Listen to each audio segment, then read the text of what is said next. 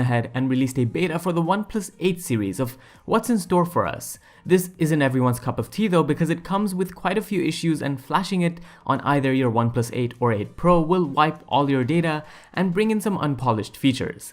On this build, for instance, Face Unlock doesn't work, but video calling using Google Meet seems to work fine, even though some claim it doesn't work at all.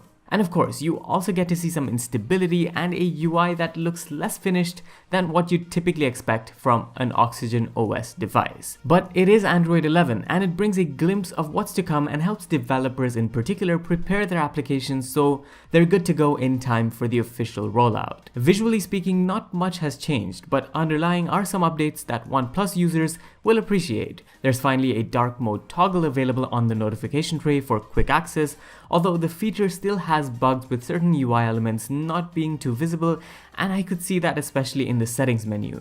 Customization freaks will appreciate some new styles for the clock on the lock screen, which falls under a very minimal change, but a change nonetheless. We'd say a big change comes in the camera though. Now you're able to quickly take small video snippets straight from the photo mode by holding the capture button, which we think is great for things like Instagram stories, Snapchat, or TikTok. It also supports intuitive zoom controls, which, to be honest, many are going to like, for one-handed video especially. But best of all, you can now share your footage quite easily using gestures. With us sharing more than ever today, this is neat and extremely natural and works with pretty much all your applications installed on the phone. You might have also noticed throughout the video that there are some changes to the notification tray, and that's a big part of Android 11. The notification tray adopts a new layout that neatly organizes all your notifications. It groups them into alerting notifications, silent notifications, and conversations, the latter being the coolest. With this, all your conversations come directly to the top for quick access, and I think that's a very helpful way to distinguish between your non-useful ones and your useful ones.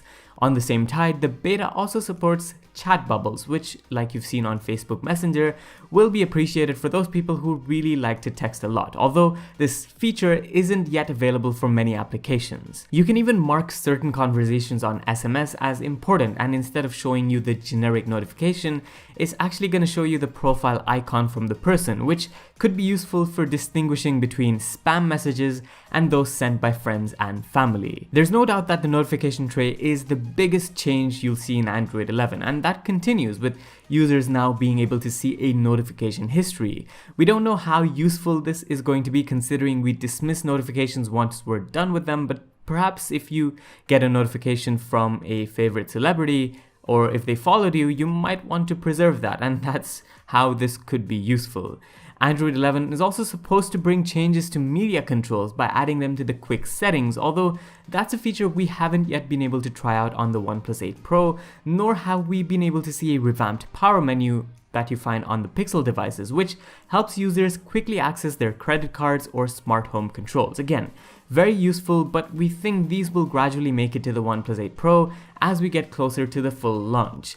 Another one is the one-handed mode, which I think is useful for the big screen on the OnePlus 8 and the 8 Pro, but even though this feature is on the beta, it doesn't work. So that's something that OnePlus has to polish. And that's the essence of Android 11 beta on the OnePlus 8 Pro. We do not recommend you download it just because of the bugs that comes with it. And also, if this is your primary device, you want to stay very clear from the beta. Although at least it does give us a sneak peek of what's to come and all the features that are lined up for the future. So that's about it for this one. Thanks for watching, and don't forget to subscribe. This was Vaibhav, and I'll see you in the next one. Adios.